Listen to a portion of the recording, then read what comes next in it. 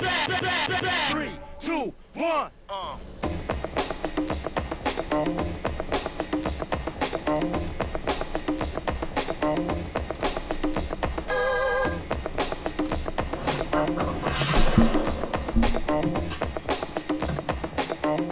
What's up, YouTube? It's DJ Loco Lopez. I am here once again for another episode of the DJ bit. Let me turn this down a little bit so I don't get any echo from my audio over here, because I still don't have my studio quite set up for this show.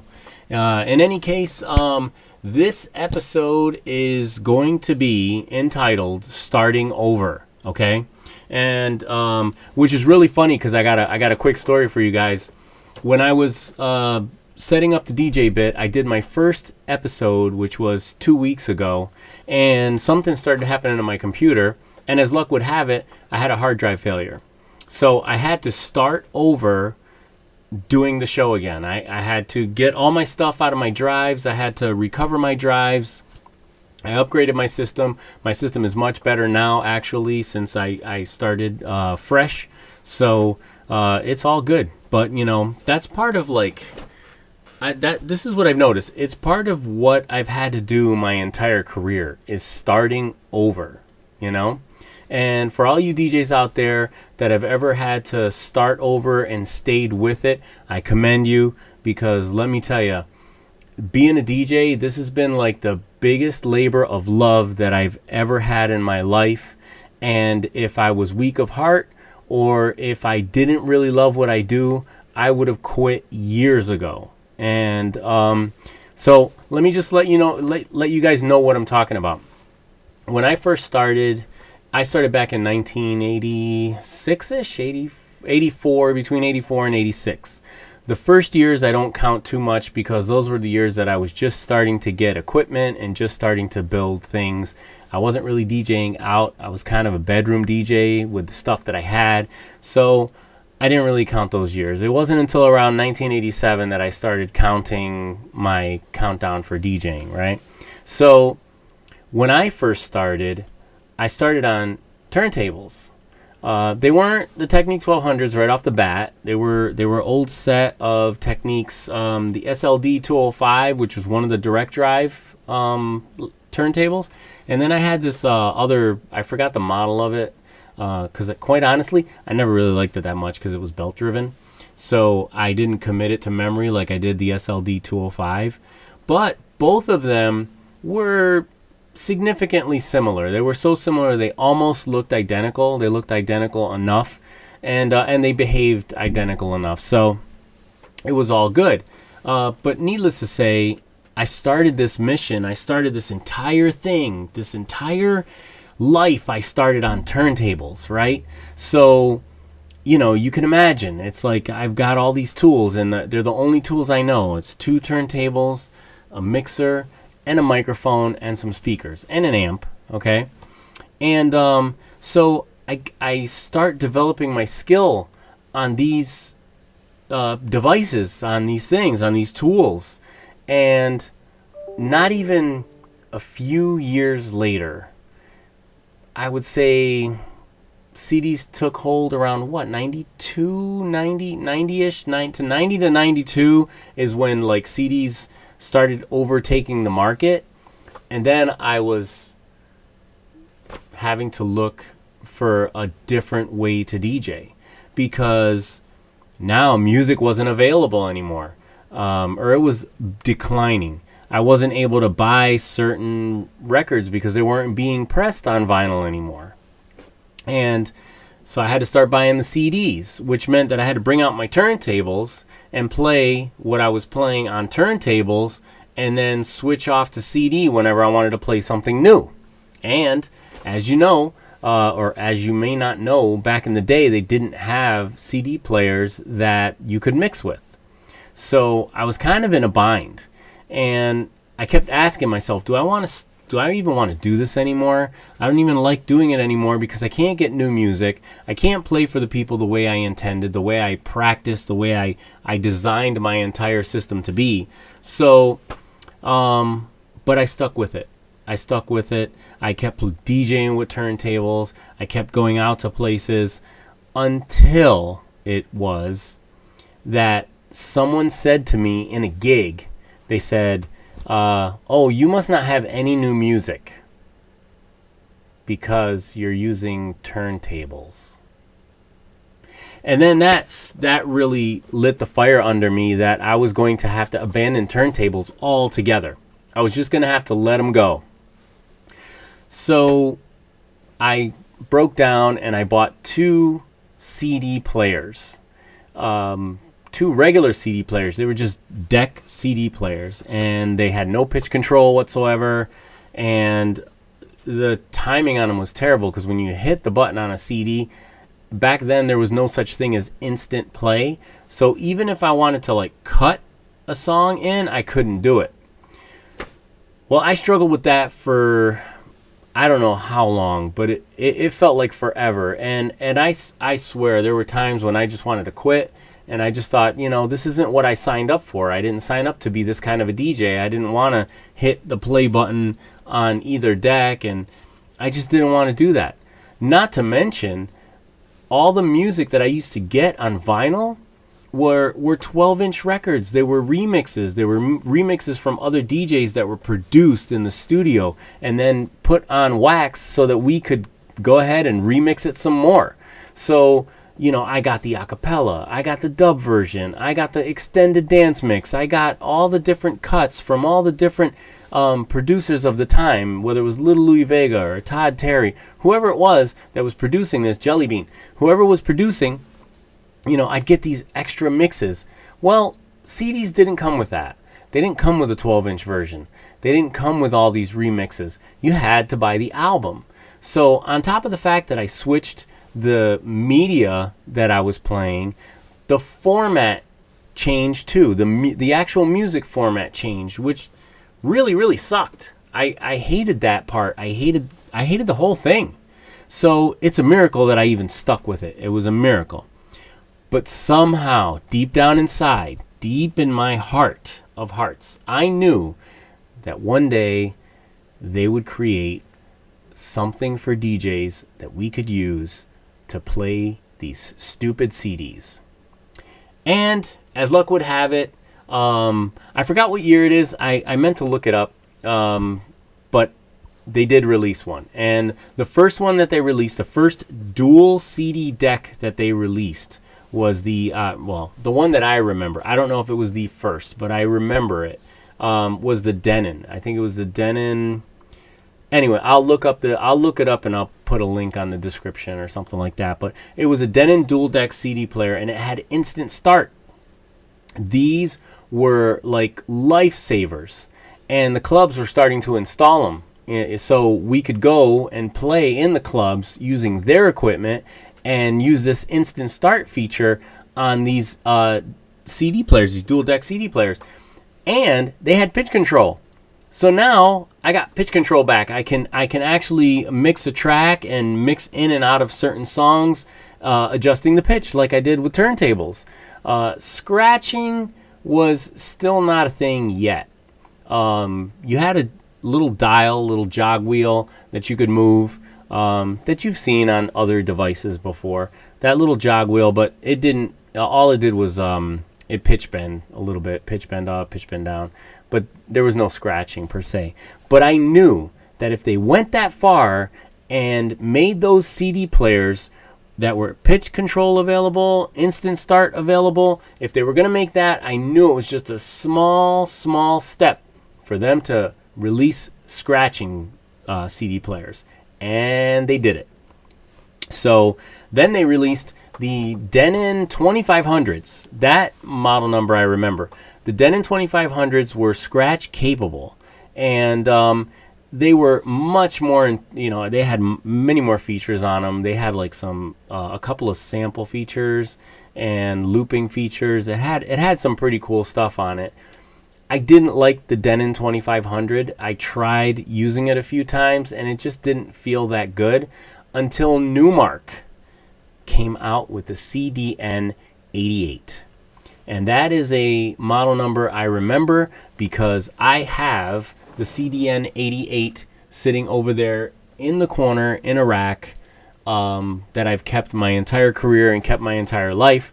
And someday I'll tell you why I still have it.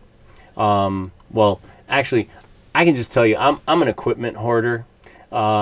And I love having all of my old equipment that I've had from back in the day. I've rarely ever sold anything. And the couple times that I did, I've regretted it sadly for the nostalgia of having those things, you know. One particular thing that I sold was a set of turntables to a friend who became a DJ and who's running a DJ business now. His name is DJ Jose Fuego, for anybody who knows him. And you know, I'm really proud of him, and I'm super happy that those turntables ended up in his hands. But personally, you know, it's kind of a nostalgic thing. I could have kept them. There was really no need to sell them.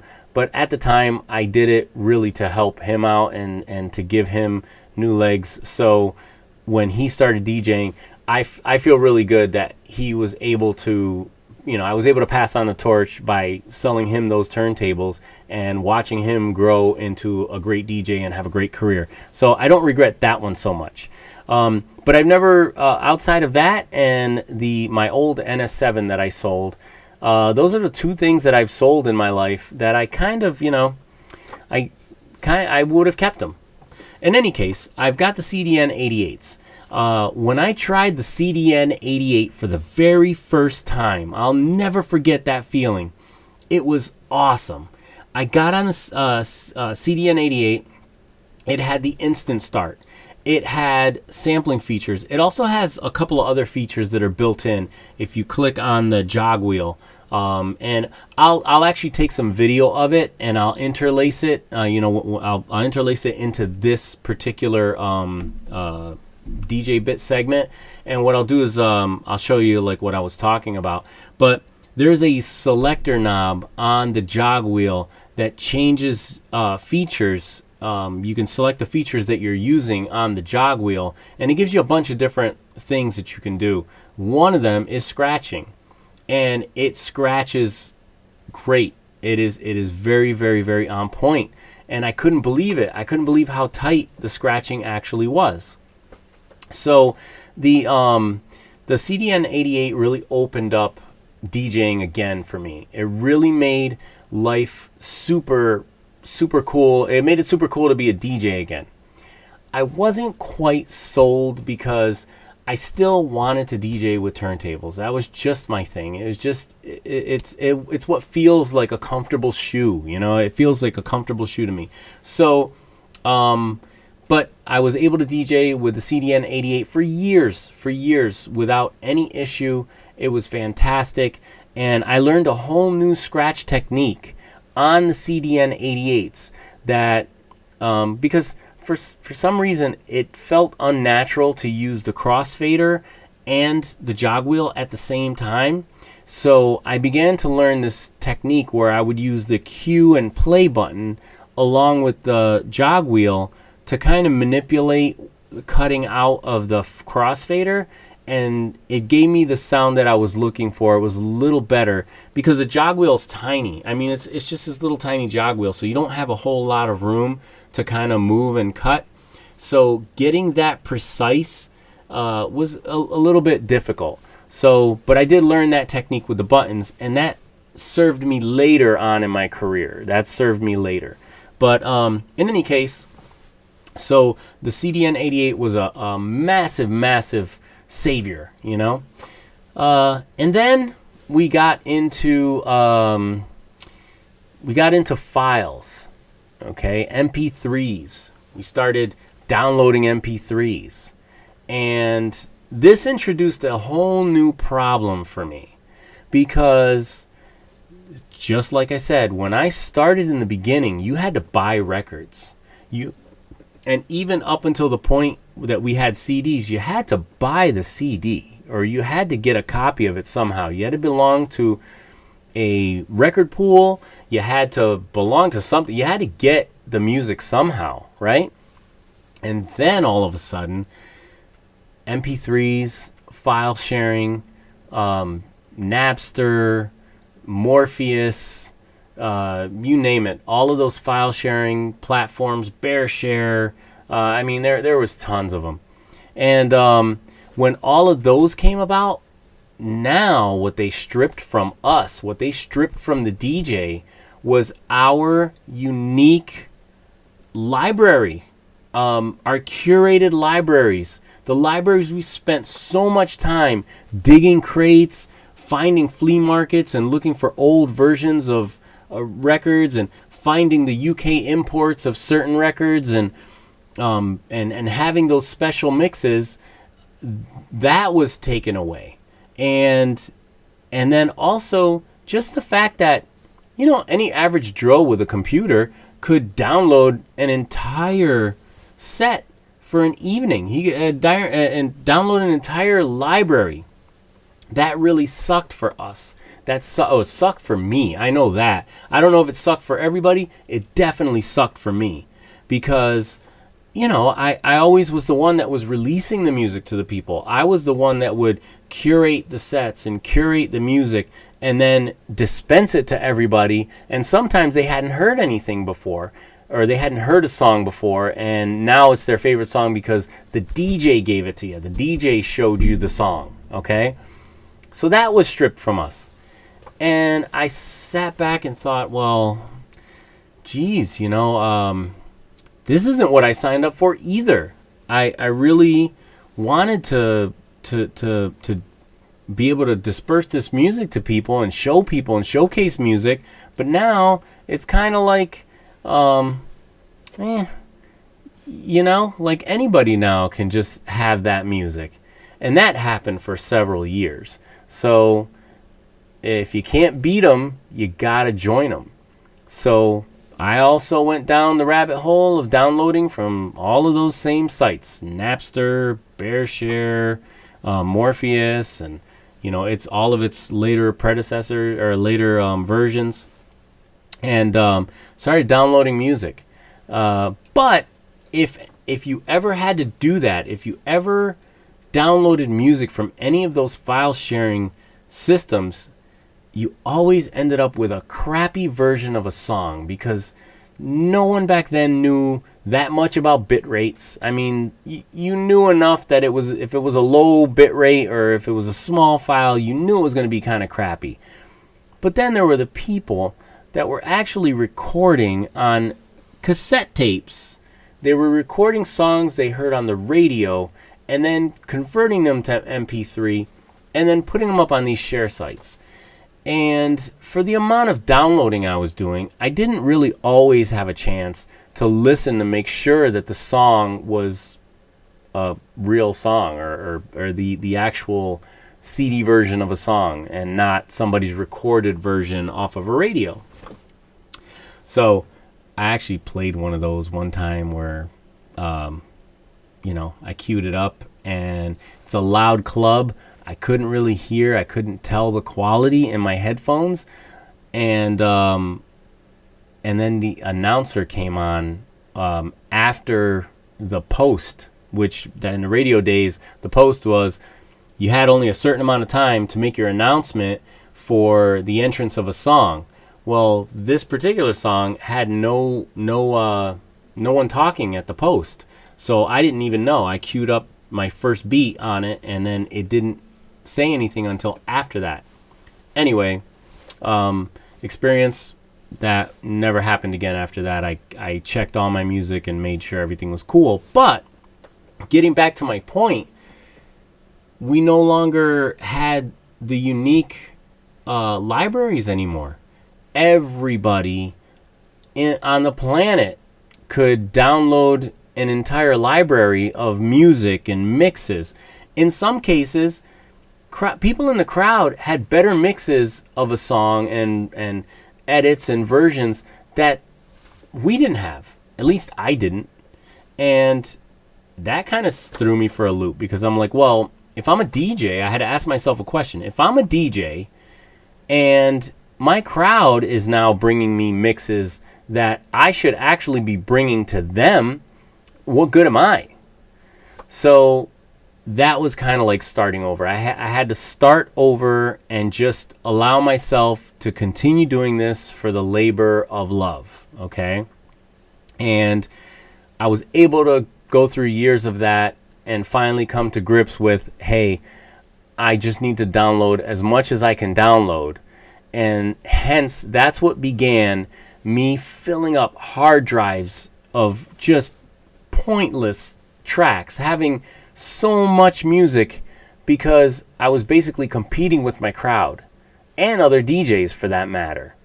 And it's a problem I still deal with today, is hoarding tracks and having a really, really bloated library that I realize I'm never going to play 90% of this music ever. But that's another story for another time. So I started over then, and I said, you know what, I'm just gonna keep pushing through. And then,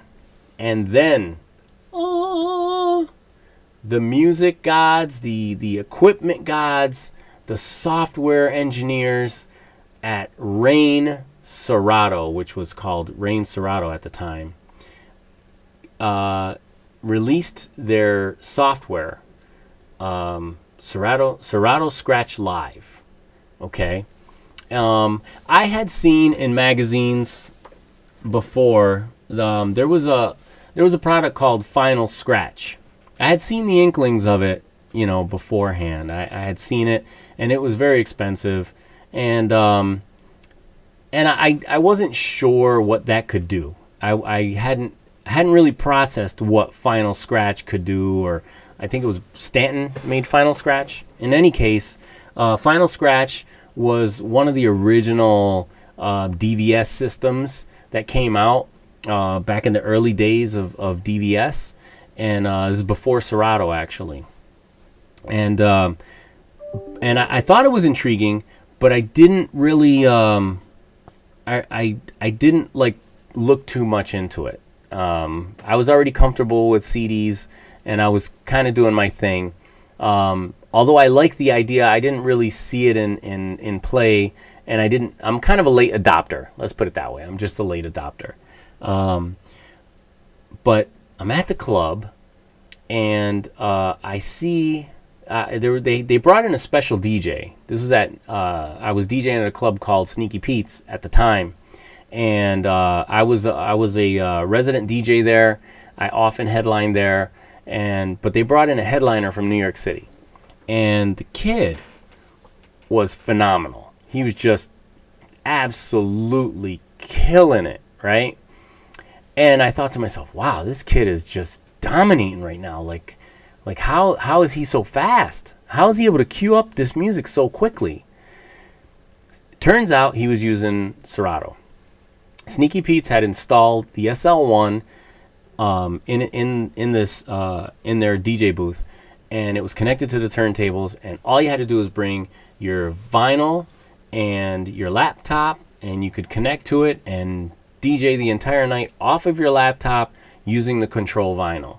And as you know, today DVS is so ubiquitous with DJs that, I mean, we can almost not even understand how to DJ without it almost. You know what I mean? It's like, I actually dare you, and I do this all the time.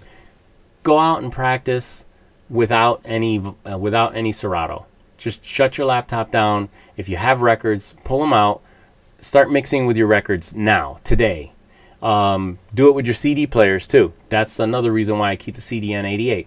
Go ahead, do it. I promise it'll open your eyes to just how good of a DJ you really, really are. If you can make good enough mixes just using those tools without Serato. I'm just going to leave that there for you guys. Just leaving that there. In any case, this kid was just killing it on Serato. Killing it. And I walk up to the booth and I'm like, what's this guy using? And I see he's got the laptop, and I see that he's manipulating stuff on the laptop, and then he's going down and he's scratching on the records. And I remember the first time I saw it, I was like, oh, this is like that Final Scratch thing. So I stop and I talk to him after, and I asked him, I said, hey, what is it that you're using? What is that? He goes, oh man, this is the new thing. He goes, it's Serato Scratch Live, It's a software program you install on your laptop. You put your whole library on it, and then you manage it with the control vinyl.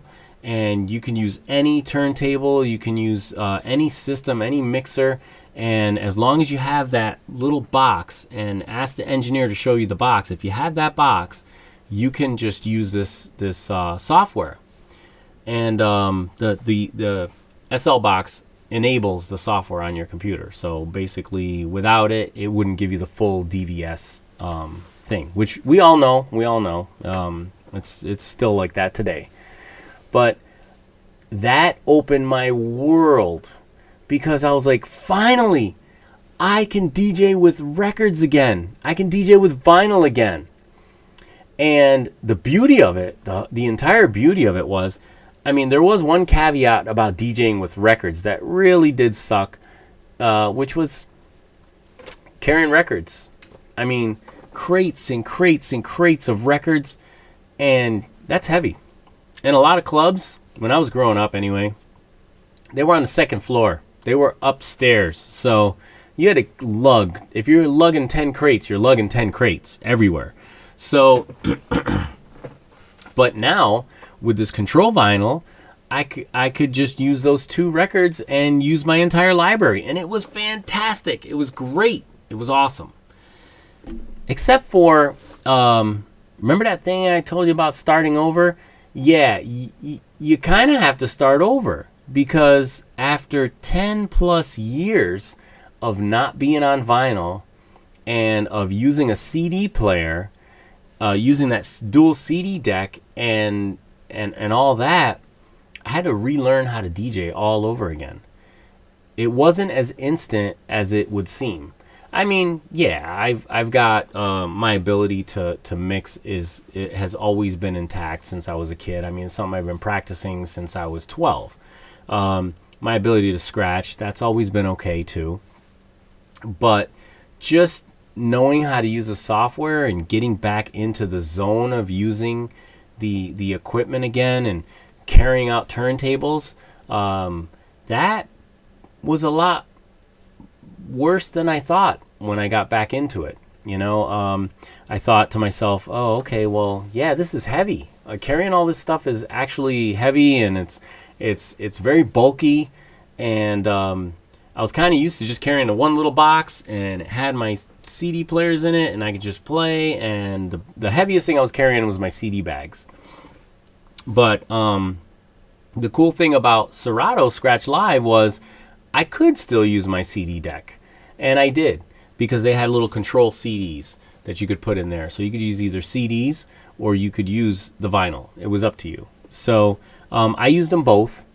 And as much as I wanted to take the turntables out, as often as I wanted to, it was bulky and it was kind of clunky again to take those out. And it would take time to set up and all that.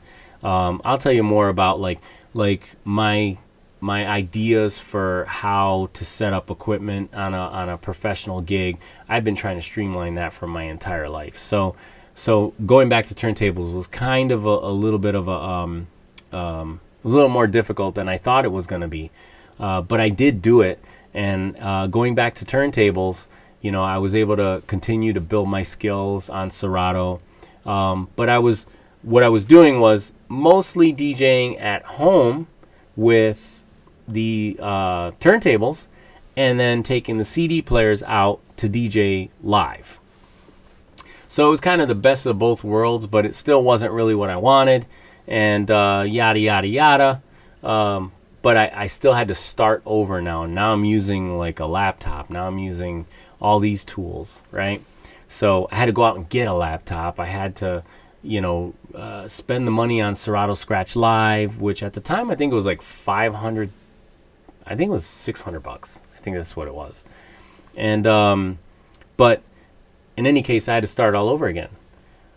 So long story short, we go from that, and then all of a sudden they introduce controllers. And now it's a piece of hardware. And there's a whole new software that goes with this hardware. It was called Serato Itch at the time. And they bring out these controllers with the jog wheels, and now there's no more spinning platters again. It's back to just like, CDJ type controller systems and whatnot. And I really struggled with whether I wanted to even bother buying one of those things. And in my head, I said to myself, I won't buy one until they come out with a spinning platter controller. And they did. They came out with the first version, the original, the OG, granddaddy of them all, the Numark NS7. Yes, that's correct. The company that saved my life once back in the early 90s, Numark, one of my favorite companies, by the way, one of my favorite companies. They always made great mixers. I still have a DM1200 that is rock solid till this day, and I know several DM1200s and other mixers that are out there in the field that are still operational today that are awesome. Numark used to be like top of the line for mixers. In my opinion, and from what I've seen in my experience, Numark was the shit, okay? And they saved my ass the one time before. And they did it again with the NS7, okay? The NS7 OG spinning platter controller on itch. And so I started over with that. I started over using that. I bought one, and I started mixing on it. And let me tell you, that machine was like combining all of the things that I loved about DJing into one, and all the things that I learned throughout the years into one. So the techniques that I learned as with dual deck CD players, I was able to do them on the NS7. Everything that I learned about turntablism, I was able to do on the NS7. And the convenience and the compact controller setup that didn't require me to connect a bunch of different devices together and have a bunch of wires going everywhere was, I can't even begin to tell you how awesome that was. And it was starting over, but it was starting over in a new and good way, which I really, really enjoyed. And then I found that itch was not quite up to snuff as far as my laptop, and the way itch performed with the NS7. So I had to deal with a lot of crashes. I had to go through the pains and growing pains of Serato releasing updates, and every update just made my laptop a little more sluggish, which meant I had to buy a new laptop. And then I went through the whole PC versus Mac thing, where I had to start over because I was a PC DJ on Serato Scratch Live, operated for me for probably about 10 years on my old HP DV6000 with no issue, none. I had one crash and the music kept playing, and I had my dual deck CD player still there, so I just popped in a CD and then rebooted my computer, and that was it. One crash with SL1. That was it.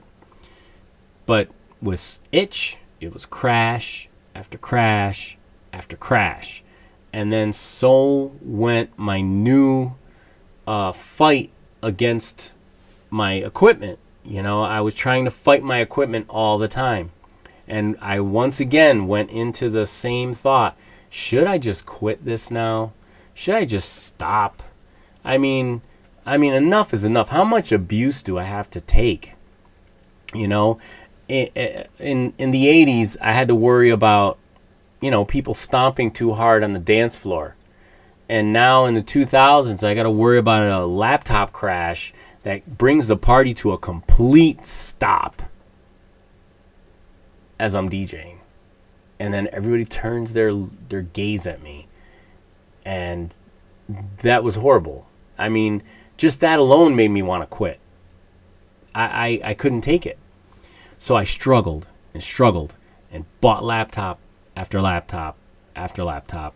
And it didn't matter how good a laptop I bought. And let me tell you, I bought the Cadillac of laptops when I was buying laptops. But I still wouldn't buy a Mac. I wasn't buying a Mac. I just thought to myself, this is silly. I can buy 2 PCs for the price of 1 Mac. So I avoided that for the longest time. And then they released Serato DJ, and that completely just kept crashing on me more and more. They combine Itch with Scratch Live. They put it all together, made Serato DJ, and that almost made me quit again. I had to start all over, learning a new piece of software now. It was similar. I mean, going from Serato Scratch Live to Itch was kind of a I don't know why they made it so different from Scratch Live. I don't understand. And then going back to Serato DJ was actually kind of nice. That was kind of nice. I was actually happy with the Serato DJ interface, but I wasn't happy with the software because it kept freaking crashing over and over, at least twice a gig. I would get on forums, and guys would tell me, "Hey, you need to buy a Mac. You need to buy a Mac. All these problems would go away if you just bought a Mac." So after buying a $1,500 gaming laptop and really like putting it through its paces and still getting crashes, I finally broke down and bought a MacBook. And that was definitely starting over in a good way. I just want to tell all you guys out there who ever have struggled with the laptop versus, the PC versus Mac thing, get yourself a MacBook. You'll be just so much happier. I promise. I was never like a super Mac fanboy. I've used Macs. I mean, I was a graphic designer. I used Macs for years, so I know their value, but I just never thought, spending the money on them would be worth anything. In any case, I bought my MacBook, and that got rid of all my problems. That got rid of all my crashes. I just stopped having crashes. It was beautiful. Short story, on my PC, on my Windows laptop, if I wanted to practice, I needed to like troubleshoot for the first 20 minutes before I could actually sit down and play. And by that time, I was so mad and upset, I didn't even want to bother anymore. But with my MacBook, I was able to turn it on, start playing until I had my fill, shut it down, and go to sleep. So that's my story with that one. But, in any case, I've had to start over and over and over again, which brings me to my latest endeavor of starting over. Being a DJ has been a super labor of love, like I started telling you in the beginning. It's been just a massive labor of love and a complete, I've been pouring myself out doing this for the last 40 years. And during the pandemic, prior to the pandemic, I had a very, very good following. I had a good crowd. I had consistent work. I was working all the time. I didn't really have to worry about advertising that much. I didn't really have to worry about all those things. Well, coming back from the pandemic, I kind of have to start over. I have to build that crowd again. I have to reinvent myself again. I have to go into social media and use that more, which is why I'm doing the DJ bit, which is why I did my show during the pandemic, which is why I'm, actively trying to release videos on Instagram, is because I have to reinvent myself again. And it's kind of like starting over from scratch. Starting over from scratch with the music, with not so much the equipment, but the music, the crowd, the ambiance, the atmosphere, and being this age after 40 years of doing this and realizing I'm not going to be the young guy on the block anymore that's popular and trending, that I may never be a headliner again like I was back in my heyday. Starting over to realize what my place actually is in this business. And I think what my place is, I get the gigs, do my, I run a wedding business. I run a wedding DJ business, just like a lot of the other DJs that are on this platform. But, continue my wedding business, continue being a professional, continue honing my craft. But now I have to start over and really, really, really push my advertising and get my crowds back. They're probably going to be a different crowd. It's not going to be the young crowd that it always was. Now I got to look for a new audience. I got to look for new things and build more. So if you feel like being a DJ has been an incredible labor of love, it is. I'm with you. Don't worry about starting over. You can always start over. You can be at the top of the game and you can fall to the bottom, but you can always come right back up and just do it all over again. And in the last 40 years, even though I hated some of the changes that happened, even though I just hated a lot of it for a long time, I wouldn't change any of it. I wouldn't change any of it because it definitely made me better. It made me a better DJ. It made me more fluid. It made me able to overcome any of the challenges because I really, really do love being a DJ. I love being a DJ. There are two things in my life that I can say that I've loved with passion my entire life. One of them is being a dad. I've loved being a dad to my kids and continue to love being a dad to my kids who are no longer kids anymore. They're actually pretty old, and I'm pretty old. But that and DJing, that is my identity. I identify as dad and DJ.